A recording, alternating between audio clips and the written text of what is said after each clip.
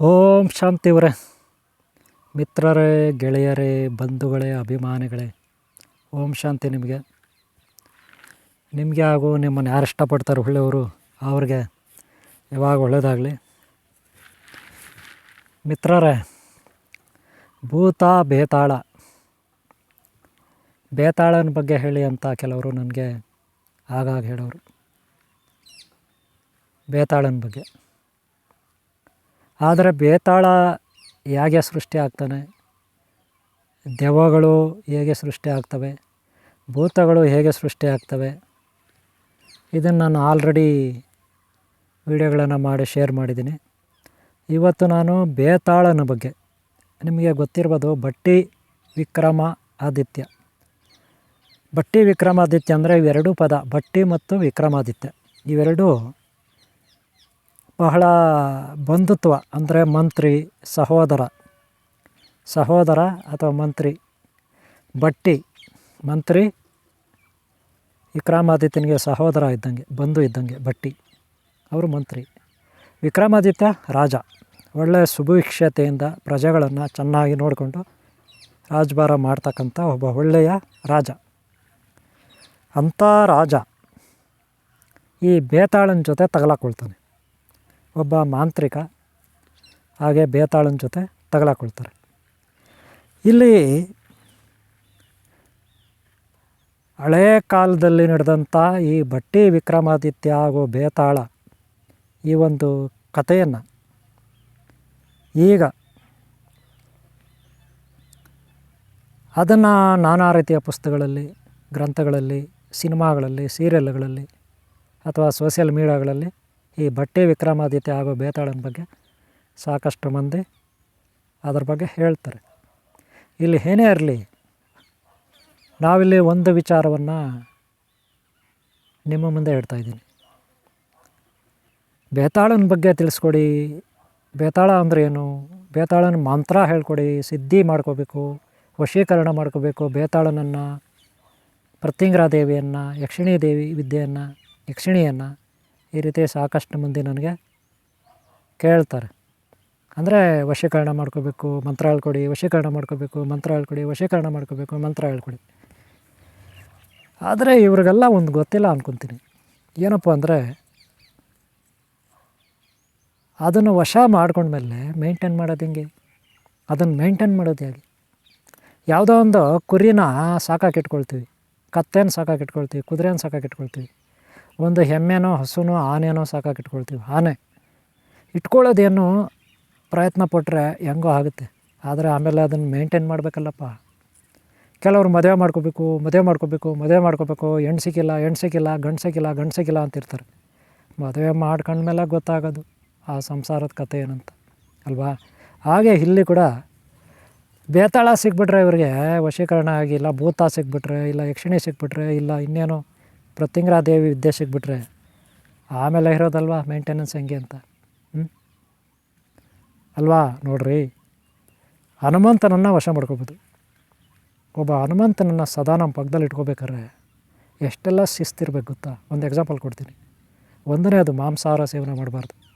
ಹನುಮಂತ ಎಲ್ಲಿವರೆಗೂ ನಮ್ಮ ಜೊತೆ ಇರ್ತಾನೆ ಅಲ್ಲಿವರೆಗೂ ಆದಷ್ಟು ಬ್ರಹ್ಮಚರ್ಯ ಪಾಲನೆ ಮಾಡಬೇಕು. ಹಾಗೆ ಒಳ್ಳೆತನದಲ್ಲಿರಬೇಕು. ಹಿಂದೂ ಧರ್ಮ, ಸಂಸ್ಕಾರ, ಸಂಸ್ಕೃತಿ, ನ್ಯಾಯ, ನೀತಿ, ಸತ್ಯ, ಧರ್ಮ ಇವೆಲ್ಲ ಪಾಲನೆ ಮಾಡಬೇಕು. ಆಗ ದೇವರು ಒಲ್ದವನು, ನಮಗೆ ದೇವರು ಒಲಿದ್ರೆ, ಶಕ್ತಿಗಳು ಒಲಿದ್ರೆ ನಮ್ಮ ಜೊತೆ ಇರ್ತವೆ. ಒಳ್ಳೆ ಶಕ್ತಿಗಳ ಬಗ್ಗೆ ನಾನು ಹೇಳ್ತಾ ಇರೋದು. ಅದೇ ಕೆಟ್ಟ ಶಕ್ತಿಗಳು ಹಂಗಲ್ಲ. ದೆವ್ವ, ಭೂತ, ಪ್ರೇತ, ಪಿಶಾಚಿ, ಬ್ರಹ್ಮರಾಕ್ಷಸ, ಈ ಬೇತಾಳ ಇತ್ಯಾದಿಗಳು ಹಂಗಲ್ಲ. ನೀನು ಕೆಟ್ಟವನಾಗಿರ್ತೀಯ, ಅವು ಒಲಿತವೆ. ಆನಂತರ ಅವನ್ನ ಮೇಂಟೈನ್ ಮಾಡೋದಂಗೆ, ಅವು ತಿನ್ನೋದು, ಕುಡಿಯೋದು, ಅವಳದಾದ ಲೈಫ್ ಇರ್ತದೆ. ಅದಕ್ಕೆಲ್ಲ ನೀವು ನೋಡ್ತೀರಾ. ಅಷ್ಟು ಈಜಿ ಅಲ್ಲ. ನಾವೆಲ್ಲ ಮನುಷ್ಯರು ಅಂದರೆ ಎಲ್ಲ ಮನುಷ್ಯರಲ್ಲೂ ಒಳ್ಳೆಯ ಗುಣ ಇರುತ್ತೆ, ಎಲ್ಲ ಮನುಷ್ಯರಲ್ಲೂ ಕೆಟ್ಟ ಗುಣ ಇರ್ತದೆ, ವಿಕೃತ ಇರ್ತದೆ. ಹಾಗಂತ ಅಷ್ಟೊಂದು ನಾವು ವಿಕೃತರಾಗಿ ಅಷ್ಟೊಂದು ಕೆಟ್ಟವರಾಗಿ ಯಾರೂ ಇರಲ್ಲ ಅಲ್ವಾ. ಅದೇ ದೆವ್ವ ಅಂದರೆ, ಪ್ರೇತ ಅಂದರೆ, ಪಿಶಾಚಿ ಅಂದರೆ ಅವೇನು ಸಣ್ಣ ವಿಚಾರನ, ಬ್ರಹ್ಮರಾಕ್ಷಸ ಅಂದರೆ ಸಣ್ಣ ವಿಚಾರನ, ಅಷ್ಟು ಈಜಿ ಅಲ್ಲ. ಇರಲಿ ಬಿಡಿ. ಈಗ ಬೇತಾಳನ ವಿಚಾರಕ್ಕೆ ಬರೋಣ. ಬೇತಾಳದ ಬಗ್ಗೆ ಇವತ್ತು ಮಾತಾಡೋಣ. ಒಂಚೂರು ಹೇಳ್ತೀನಿ ನಾನು ಬೇತಾಳನ ಬಗ್ಗೆ. ಇವತ್ತು ಒಂದು ಪಾರ್ಟ್ ಆಮೇಲೆ ನೆಕ್ಸ್ಟ್ ಹೇಳ್ತೀನಿ. ತೆಲುಗು ಸೀರಿಯಲ್ನಲ್ಲಿ ನಾನು ತಗೊಂಡು ನಿಮ್ಗೆ ಹೇಳ್ತಾಯಿದ್ದೀನಿ. ಓನಲ್ಲ, ಸರಿನಾ? ಅದರ ಪ್ರಕಾರ ತೆಲುಗು ಸೀರಿಯಲ್ ಪ್ರಕಾರ ಹೇಳ್ತೀನಿ ನಾನು ನಿಮಗೆ. ನೋಡ್ರಿ, ಭಟ್ಟಿ ವಿಕ್ರಮಾದಿತ್ಯ. ಭಟ್ಟಿ ಅಂದರೆ ಸಹೋದರ, ಮಂತ್ರಿ, ಒಳ್ಳೆಯ ಸಹೋದರನ ಥರ ಮಂತ್ರಿ. ಯಾರಿಗೆ? ವಿಕ್ರಮಾದಿತ್ಯ ಅನ್ನೋ ರಾಜ. ನ್ಯಾಯದಲ್ಲಿ ಒಳ್ಳೆಯ ನ್ಯಾಯಪರನು ವಿಕ್ರಮಾದಿತ್ಯ, ನ್ಯಾಯಸ್ಥಾನದಲ್ಲಿ. ಹಾಗೆ ಒಳ್ಳೆ ವೀರ ಶೂರ, ಪ್ರಜೆಗಳನ್ನು ಒಳ್ಳೆ ರೀತಿ ನೋಡ್ಕೊಂಡಂಥವ್ನು. ಅಂತ ಆ ವಿಕ್ರಮಾದಿತ್ಯನ ಒಂದು ಆಸ್ಥಾನಕ್ಕೆ ಒಂದು ಸಾರಿ ಏನಾಗುತ್ತೆ ಗೊತ್ತಾ, ಒಬ್ಬ ಋಷಿ ಬರ್ತಾನೆ, ಬ್ರಾಹ್ಮಣನ ಥರ ಒಬ್ಬ ಒಳ್ಳೆ ಸಂಸ್ಕಾರ ಇರೋ ಋಷಿ ಬರ್ತಾನೆ. ನೋಡೋಕ್ಕೆ ಭಾಳ ಒಳ್ಳೆ ಥರ ಕಾಣಿಸ್ತಾನೆ ಋಷಿ. ಆವಾಗ ಮಹಾರಾಜನ ಆಸ್ಥಾನ ಒಳಗಡೆ ಬರ್ತಾನೆ. ಅವನು ಬರೋವಾಗ 1-2 ಹಣ್ಣು ತಂದಿರ್ತಾನೆ. ಒಂದು ಹಣ್ಣು ದಾಳಿಂಬೆರೆ ಹಣ್ಣು. ಅದನ್ನು ಮಹಾರಾಜನಿಗೆ ಅರ್ಪಿಸಿಬಿಟ್ಟು ಮಹಾರಾಜನ ಮುಂದೆ ಒಂದು ನಿವೇದನೆ ಮಾಡ್ಕೊಳ್ತಾನೆ. ಏನಪ್ಪ ನಿವೇದನೆ ಅಂದರೆ, ಮಹಾರಾಜ, ನೀನು ಈ ರಾಜ್ಯವನ್ನು ಆಳ್ತಾ ಇದೆಯಾ, ಎಲ್ಲರೂ ಸುಖವಾಗಿದ್ದಾರೆ. ಆದರೆ ನಾನು ಕೂಡ ಇದೇ ರಾಜ್ಯದಲ್ಲೇ ಇದ್ದೀನಿ. ಎಲ್ಲೋ ಅಲ್ಲಿ ಒಂದು ಕಾಡಿದೆ, ಕಾಡಲ್ಲಿ ಒಂದು ಬಂಗಲೆ ದೇವಸ್ಥಾನ ಇದೆ. ಅಲ್ಲಿ ನಾನು ತಪಸಾಧನೆ ಮಾಡಿಕೊಂಡು ಹೋಮ ಯಜ್ಞ ಇದೆಲ್ಲ ಮಾಡಿಕೊಂಡು ಏನೋ ಧರ್ಮ ಕಾರ್ಯ ಮಾಡ್ಕೊಂಡಿದ್ದೀನಿ. ಆದರೆ ಅಲ್ಲಿ ಯಾವ್ಯಾವುದೋ ದುಷ್ಟಶಕ್ತಿಗಳು ನನಗೆ ಕಾಟ ಕೊಡ್ತವೆ, ಶತ್ರುಗಳ ಬಾಧೆ ಇದೆ, ಯಾರ್ಯಾರೋ ಹಿಂಸೆ ಕೊಡ್ತಾರೆ. ಅದಕ್ಕೆ ನೀನು ನನಗೆ ಸಹಾಯ ಮಾಡಬೇಕು, ನೀನೇ ಸ್ವತಃ ಅಥವಾ ಅಲ್ಲಿ ಬಂದು ನೀನು ನಮಗೆ ರಕ್ಷಣೆ ಕೊಡಬೇಕು ಅಂತ ಹೇಳ್ತಾನೆ. ಅದಕ್ಕೆ ಮಹಾರಾಜ ಒಪ್ಕೊಳ್ತಾನೆ. ಆಯಿತು, ನಾನು ಬಂದು ಅಲ್ಲಿ ಕಾವಲಿದ್ದು ನೀನು ಹೋಮ ಯಜ್ಞ ಏನಿದೆ ಪೂಜಾ ಕಾರ್ಯಗಳವೆಲ್ಲ ಮಾಡು. ದೇವಿ ಕಾರ್ಯ ಅದು, ದೇವಿ ಹತ್ರ, ದೇವಿ ದೇವಸ್ಥಾನ ಅದು, ಮಹಾಕಾಳಿದು, ಆದಿಶಕ್ತಿ ಪರಾಶಕ್ತಿ ದೇವಸ್ಥಾನ. ಆಯ್ತು, ನೀನು ಮಾಡ್ಕೊ, ನಾನು ಸಹಾಯ ಮಾಡ್ತೀನಿ ಅಂತ ಆ ವಿಕ್ರಮಾದಿತ್ಯ ಮಹಾಪ್ರಭು ಹೇಳ್ತಾನೆ. ಇಷ್ಟೊತ್ತಿಗೆ ಮಾತು ಕೊಡ್ತಾನೆ. ಇವನು ಹೇಳ್ತಾನೆ, ಯಾರು ಆ ಋಷಿ ಅಂತ ಬಂದಿದ್ನಲ್ಲ, ಅವನ ಹೆಸರು ಶಾಂತಶೀಲ ಅಂತ. ಎಂಥದ್ದು ಹೆಸರು? ಶಾಂತಶೀಲ, ಶಾಂತಿಯಲ್ಲಿ ಶೀಲವಂತ. ಅವನ ಹೆಸರು ಶಾಂತಶೀಲ ಋಷಿ. ಮಹಾರಾಜನಿಗೆ ಅವನು ನೋಡಿದ್ರೆ ಒಳ್ಳೆಯ ಭಯ ಭಕ್ತಿ ಥರ ಕಾಣಿಸ್ತದೆ, ಒಪ್ಕೊಳ್ತಾನೆ. ಇಷ್ಟೊತ್ತಿಗೆ ಆ ಮಂತ್ರವಾದಿ, ಆ ಋಷಿ ಸುಮಾರು ಸಾರಿ ಅಲ್ಲಿ ಬಂದಿರ್ತಾನೆ. ಒಂದು 7-8-9 ಸಾರಿ ಬಂದಿರ್ತಾನೆ. ಕೊನೆಯಲ್ಲಿ ಈ ಮಾತು ಹೇಳೋದು. ಯಾಕೆ ಕೊನೆಯಲ್ಲಿ ಹೇಳ್ತಾನೆ ಈ ಮಾತಂದರೆ, ಅಲ್ಲಿ ಒಂದು ಘಟನೆ ನಡೀತೆ, ಅದನ್ನು ನಾನು ಇವಾಗ ನಿಮ್ಗೆ ಹೇಳ್ತೀನಿ, ಇಷ್ಟೊತ್ತು ಹೇಳಲಿಲ್ಲ. ಆತ ಋಷಿ ಅಲ್ಲಿ ಬಂದಾಗೆಲ್ಲ ಒಂದೊಂದು ದಾಳಿಂಬೆ ಹಣ್ಣು ಕೊಟ್ಟಿರ್ತಾನೆ ಮಹಾರಾಜನಿಗೆ. ಸುಮ್ಮನೆ ಬರೋದು, ಮಹಾರಾಜನ ಮಾತಾಡ್ಸೋದು, ಕುಶಲೋಪರಿ ಅಂದರೆ ಊಟ ಆಯಿತಾ, ತಿಂಡಿ ಆಯಿತಾ, ಚೆನ್ನಾಗಿದೆಯಾ ಮಹಾರಾಜ, ಆಮೇಲೆ ಎಲ್ಲ ಕುಶಲೋಪರಿ ಚೆನ್ನಾಗಿದೆಯಾ, ಎಲ್ಲರೂ ಸುಖವಾಗಿದ್ದೀರಾ ಅನ್ನೋದು, ಒಂದು ಆಶೀರ್ವಾದ ಮಾಡೋದು, ಹಣ್ಣು ಕೊಡೋದು, ಹೋಗೋದು. ಇದೇ ರೀತಿ 9 ಸಾರಿ ಬಂದಿರ್ತಾನೆ. ಆ ಹಣ್ಣುಗಳೆಲ್ಲ ತಗೊಂಡು ಭಟ್ಟಿ, ಯಾರು ಮಂತ್ರಿ ಇದ್ದಾನೆ ಭಟ್ಟಿ, ಅವರೆಲ್ಲ ಒಂದು ಕಡೆ ಒಂದು ಬುಟ್ಟಿನಲ್ಲಿಟ್ಟಿರ್ತಾರೆ. ಮಹಾರಾಜನಿಗೆ ಆ ಗುಣಶೀಲ ಏನಿದ್ದಾನೆ ಶಾಂತಶೀಲ, ಅವ್ರ ಮೇಲೆ, ಋಷಿ ಮೇಲೆ ಒಂದು ಒಳ್ಳೆಯ ಅಭಿಪ್ರಾಯ ಬರ್ತದೆ ಮಹಾರಾಜನಿಗೆ. ಆವಾಗ ಭಟ್ಟಿ ಕೇಳ್ತಾನೆ, ಭಟ್ಟಿ, ಈ ಗುಣಶೀಲ ಶಾಂತಶೀಲ ಅನ್ನೋರು ಋಷಿ ಯಾವಾಗಲೂ ಬರ್ತಾರಲ್ಲ, ಅವನೊಂದು ಹಣ್ಣು ಕೊಟ್ಟು ಹೋಗ್ತಾರಲ್ಲ, ಅಥವಾ ಬಂದಾಗಲ್ಲ ಅವನೊಂದು ಹಣ್ಣು ಕೊಡ್ತಾನೆ, ನಾನು ಒಂದಿನಾನು ಒಂದು ಹಣ್ಣು ತಿಂದಿಲ್ಲ, ಇಷ್ಟಿಗೂ ಆತ ಇಲ್ಲಿ ಯಾಕೆ ಬರ್ತಾನೆ? ಸರಿ, ಆ ಹಣ್ಣು ತಗೋ ಒಂದು, ಪಾಪ ಯಾವಾಗೂ ಬಂದು ಕೊಟ್ಟು ಹೋಗ್ತಾನೆ, ನಾವು ಒಂದಿನಾನು ತಿಂದಿಲ್ಲ ಅಂದ್ರೆ ಹಂಗೆ, ಅದು ಮಹಾಪ್ರಸಾದ ಅಂತ ನಾವು ಸ್ವೀಕಾರ ಮಾಡಬೇಕು, ಗುರುಗಳು ಕೊಟ್ಟಿದ್ದು ಅಂತ ವಿಕ್ರಮಾದಿತ್ಯ ಹೇಳ್ತಾನೆ. ಅಲ್ಲಿವರೆಗೂ ಒಂದು ಹಣ್ಣು ಕೂಡ ತಿಂದಿರಲ್ಲ. ಸರಿ, ಭಟ್ಟಿ ಏನು ಮಾಡ್ತಾನೆ, ಒಂದು ಹಣ್ಣು ತಗೊಂಡು ಕತ್ತಿನಲ್ಲಿ ಕತ್ತರಿಸ್ತಾನೆ. ಕತ್ತರಿಸಿದ್ರೆ ಏನಾಗುತ್ತೆ ಗೊತ್ತಾ, ಅದರಲ್ಲಿ ದಾಳಿಂಬೆ ಹಣ್ಣದು. ದಾಳಿಂಬೆ ಹಣ್ಣಿನಲ್ಲಿ ಬೀಜಗಳು ಇರುತ್ತಲ್ಲ ಒಳಗೆ, ಜೊತೆಗೆ ವಜ್ರಗಳಿರುತ್ತೆ, ವಜ್ರಗಳು. ಇವ್ರಿಗೆ ಆಶ್ಚರ್ಯ ಆಗುತ್ತೆ, ಎಲ್ಲ ವಜ್ರಗಳು ಉದುರುತ್ತೆ. ಇದೇನಿದು ವಜ್ರಗಳಿದೆಯಲ್ಲ ಅಂದ್ಬಿಟ್ಟು ಅವರು ಯೋಚನೆ ಮಾಡ್ತಾರೆ. ಓ, ಆತ ಯಾರೋ ಸಾಮಾನ್ಯ ಸಿದ್ಧಪುರುಷ ಅಲ್ಲ, ಮಹಾನ್ ಸಿದ್ಧಪುರುಷ, ಮಹಾನ್ ಋಷಿ ಇರ್ತಾನೆ, ಶಕ್ತಿಶಾಲಿ ಇರ್ತಾನೆ. ಆತನ್ನು ಈ ಸಾರಿ ಬಂದಾಗ ಆತನ ಹತ್ರ ವಿಚಾರ ಕೇಳಬೇಕು ಅಂದ್ಬಿಟ್ಟು ಇವರು ಕಾಯ್ಕೊಳ್ತಾರೆ. ಆಮೇಲೆ ಆತ 9ನೇ ಸಾರಿಯಲ್ಲಿ ಬರೋದು. ಈಗಾಗಲೇ 8 ಸಾರಿ ಬಂದು ಹೋಗಿರ್ತಾನೆ. 9ನೇ ಸಾರಿ ಬಂದಾಗ ಭಟ್ಟಿ ವಿಕ್ರಮಾದಿತ್ಯ ಇವರಿಬ್ಬರೂ ಸೇರಿ ಕೇಳ್ತಾರೆ. ಮಹಾರಾಜ ಕೇಳ್ತಾನೆ ವಿಕ್ರಮಾದಿತ್ಯ. ಆಗ ಹೇಳೋದು ಯಾರು? ಶಾಂತಶೀಲ ಋಷಿಗಳು. ಏನಂತ? ಹೀಗೆ ನಾನು ಯಜ್ಞ ಯಾಗಾದಿಗಳು ಮಾಡ್ತಾಯಿದ್ದೀನಿ, ದೇವಿ ಕಾರ್ಯ, ಅದು ದೇವಸ್ಥಾನದ ಹತ್ರ ಕಾಡಲ್ಲಿ, ಅಲ್ಲಿ ಯಾರ್ಯಾರೋ ದುಷ್ಟಶಕ್ತಿಗಳ ಕಾಟ ಎಲ್ಲ ಇದೆ, ನೀವು ಬಂದು ಕಾಪಾಡಬೇಕು ಅಂತ. ಸರಿ ಅಂತ ಒಪ್ಕೊಂಡಿರ್ತಾನೆ. ಸರಿ ಅಂತ ಈ ಸಾರಿ ನೀನು ಪೂಜಾ ಕಾರ್ಯಗಳೆಲ್ಲ ಶುರು ಮಾಡು, ನಾನು ಬರ್ತೀನಿ ಅಂತ ಹೇಳಿರ್ತಾನೆ. ಆಮೇಲೆ ಆತ ಅಮಾವಾಸ್ಯೆನ ಪೌರ್ಣಮಿನ ಪೂಜಾ ಕಾರ್ಯ ಶುರು ಮಾಡ್ತಾನೆ. ಇಲ್ಲಿ ವಿಕ್ರಮಾದಿತ್ಯ ಅಲ್ಲಿ ಹೋಗ್ತಾನೆ. ಅಲ್ಲಿ ಹೋಗೋದಕ್ಕೆ ಮುಂಚೆ, ವಿಕ್ರಮಾದಿತ್ಯ ಹೋಗೋದಕ್ಕೆ ಮುಂಚೆ ಅಲ್ಲಿ ಶಾಂತಶೀಲ ಮತ್ತು ಅವರ ಶಿಷ್ಯನ ಮಧ್ಯೆ ಒಂದು ಡಿಸ್ಕಷನ್ ನಡೀತದೆ. ಯಾರೋ ಋಷಿ ಅಂತ ಬಂದಿದ್ದಾನೆ ಶಾಂತಶೀಲ, ಅವನ ಶಿಷ್ಯ ಬೇರೆ ಇರ್ತಾನೆ. ಅವನೊಂದು ಕುಳ್ಳಿಗೆ ಇಷ್ಟು ದಪ್ಪಗೆ ಇರ್ತಾನೆ. ಅವನು ಶಿಷ್ಯ ಕೇಳ್ತಾನೆ ಯಾರಿಗೆ? ಗುರುಗಳಿಗೆ. ಗುರುಗಳೇ, ನೀವೇನೋ ವಿಕ್ರಮಾದಿತ್ಯ ರಾಜನ ಹತ್ರ ಹೋಗಿದ್ರಿ, ಆ ರಾಜನನ್ನು ನೀವು ಕರೆದಿದ್ದೀರಿ, ಬರ್ತಾನ ಅಂತ. ಆವಾಗ ಹೇಳ್ತಾನೆ ಯಾರು? ಆ ಮಂತ್ರವಾದಿ ಕೇಳ್ತಾನೆ, ಅವರ ಶಿಷ್ಯ ಕೇಳ್ತಾನೆ, ಗುರುಗಳೇ, ವಿಕ್ರಮಾದಿತ್ಯನನ್ನು ನೀವು ಕರೆದಿದ್ದೀರ, ಆತ ನಿಜವಾಗ್ಲೂ ಬರ್ತಾನ ಅಂತ ಕೇಳ್ತಾನೆ. ಆವಾಗ ಗುರುಗಳು ಹೇಳ್ತಾರೆ, ಖಂಡಿತ ಬರ್ತಾನೆ ಅಂತ. ಆಮೇಲೆ ಶಿಷ್ಯನಿಗೆ ಇನ್ನೊಂದು ಡೌಟ್ ಇದೆ. ಈಗ ರಾಜ ಬಂದಮೇಲೆ ನಾವು ರಾಜನನ್ನು ಬಲಿ ಕೊಟ್ಬಿಟ್ರೆ ಆಮೇಲೆ ನಮ್ಮ ಕೆಲಸ ಪೂರ್ತಿ ಮುಗ್ದಂಗೆನಾ ಅಂತ ಕೇಳ್ತಾನೆ. ಆವಾಗ ಗುರು ಹೇಳ್ತಾನೆ, ಇಲ್ಲ ಕಣಯ್ಯ, ಮುಗಿಯಲ್ಲ. ಯಾಕೆಂದರೆ ಈಗಾಗಲೇ ನಾವು 99 ಜನ ರಾಜ್ಕುಮಾರನ್ನ ಇವ್ರನ್ನ ಎಲ್ಲ ಬಲಿ ಕೊಟ್ಟಿದ್ದೀವಿ. ಈಗ 100ನೇ ಬಲಿ ಹೆಂಗಿರ್ಬೇಕಂದ್ರೆ ಒಳ್ಳೆಯ ಪುಣ್ಯಶಕ್ತಿ ಇರಬೇಕು. ಏನು? ಪುಣ್ಯಶಕ್ತಿ. ಅಂಥ ಪುಣ್ಯಶಕ್ತಿ ಯಾರಿದ್ದಾರೆ, ನ್ಯಾಯ ನೀತಿ ಸತ್ಯ ಧರ್ಮ ದೈವಭಕ್ತ ಇದೆಲ್ಲ ಇದೆ,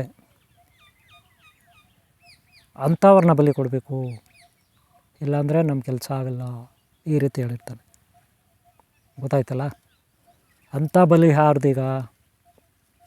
ವಿಕ್ರಮಾದಿತ್ಯನ ಅಥವಾ ಬೇರೆ ಇನ್ಯಾರನ ಇದ್ದಾರಾ ಅಂತ ನೋಡಿದಾಗ ಇಲ್ಲಿ 2 ಇರುತ್ತೆ. ಒಂದು ವಿಕ್ರಮಾದಿತ್ಯ, ಇನ್ನೊಂದು ಬೇತಾಳ. ಏನು? ಬೇತಾಳ ಇರುತ್ತೆ.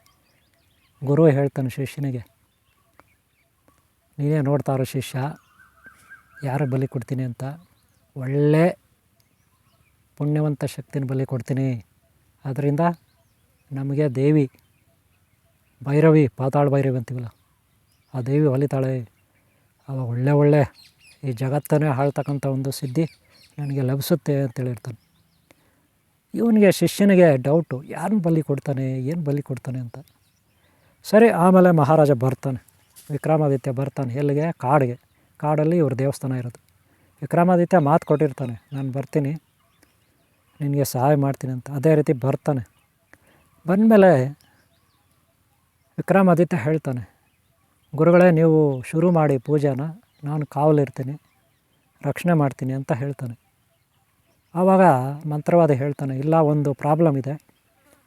ಏನಂದರೆ, ಒಂದು ಬೇತಾಳ ಅಂತ ಒಂದಿದೆ ಇಂಥ ಕಡೆ, ಅದನ್ನು ಎತ್ತಾಕೊಂಡು ಬರಬೇಕು, ಹಿಡ್ದು ಕಟ್ಟಾಕಿ ತಗೊಂಡು ಬರಬೇಕು, ಇಲ್ಲಾಂದರೆ ನನ್ನ ಪೂಜಾ ಕಾರ್ಯ ಆಗಲ್ಲ. ಹೀಗೆ ಹಾಗೆ ಹೇಳಿಬಿಡ್ತಾನೆ, ಏನೇನೋ ಕಾರಣಗಳು ಕೊಡ್ತಾನೆ. ಆವಾಗ ರಾಜನಿಗೆ, ಏನಾದರೂ ಆಗಲಿ ನನಗೇನಾಗಬೇಕು, ಬೇತಾಳನ ಎತ್ತಾಕೊಂಡು ಬರೋಣ, ಮಾತು ಕೊಟ್ಟಿದ್ದೀನಿ, ಪೂಜಾ ಕಾರ್ಯಗಳು ನೆರವೇರಿಸ್ಕೊಡ್ತೀನಿ ಅಂತ ಮಾತು ಕೊಟ್ಟಿದ್ದೀನಿ. ಒಬ್ಬ ರಾಜನಾಗಿ ಮಾತು ಕೊಟ್ಟ ಮೇಲೆ ಮಾತು ತಪ್ಪಬಾರ್ದು. ಹೀಗೆ ರಾಜ ಯೋಚನೆ ಮಾಡ್ತಾನೆ. ಅದೇ ಪ್ರಕಾರ ಬೇತಾಳನ್ನ ಎತ್ತಾಕೊಂಬರಕ್ಕೆ ಹೋಗ್ತಾನೆ. ಬೇತಾಳನ್ನ ಎತ್ತಾಕೊಂಬರಕ್ಕೆ ಹೋದ್ಮೇಲೆ ಅಲ್ಲಿ ಏನಪ್ಪ ಆಗುತ್ತೆ ಅಂದರೆ, ಆ ಬೇತಾಳ ಯಾರು? ಈ ಶಿಷ್ಯನಿಗೆ ಒಂದು ಡೌಟು. ಗುರುಗಳಿಗೆ ಕೇಳ್ತಾನೆ, ಇಷ್ಟಕ್ಕೂ ಆ ಬೇತಾಳ ಎಲ್ಲಿಂದ ಬಂತು? ಆ ಬೇತಾಳ ಯಾಕೆ ಅಲ್ಲಿದೆ? ನೀನು ಯಾಕೆ ಬೇತಾಳನ್ನ ಎತ್ತಾಕೊಂಬರಕ್ಕೆ ಕಳಿಸಿದ್ಯಾ? ಆವಾಗ ಗುರು ಹೇಳ್ತಾನೆ, ಏನಂತ ಗುರು ಹೇಳ್ತಾನೆ ಅಂದರೆ ಶಿಷ್ಯನಿಗೆ, ನೀನು ನೋಡ್ತಾ ಇರು, ನಾನು ಯಾರನ್ನು ಬಲಿ ಕೊಡ್ತೀನಿ.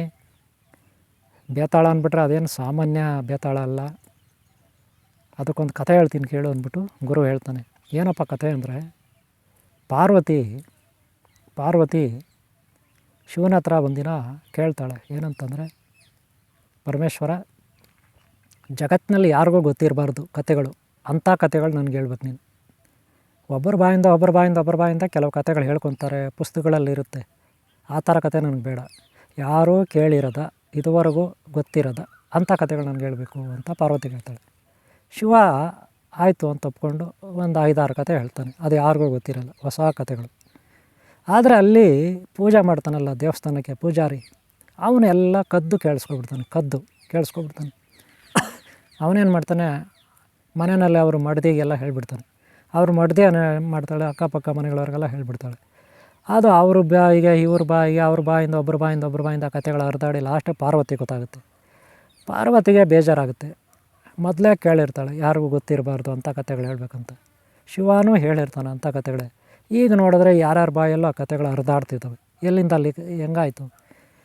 ಆವಾಗ ಶಿವನ ಹತ್ರ ಹೋಗಿ ಕೇಳ್ತಾಳೆ ಪಾರ್ವತಿ, ನೀನೇನೋ ಕತೆಗಳು ಹೇಳಿದೆ, ಅದು ಎಲ್ಲರ ಬಾಯಲ್ಲೂ ಐತೆ, ಅಂಥ ಕತೆಗಳು ನನಗೆ ಯಾಕೆ ಹೇಳಿದೆ ಅಂತ ಕೇಳ್ತಾಳೆ ಪಾರ್ವತಿ.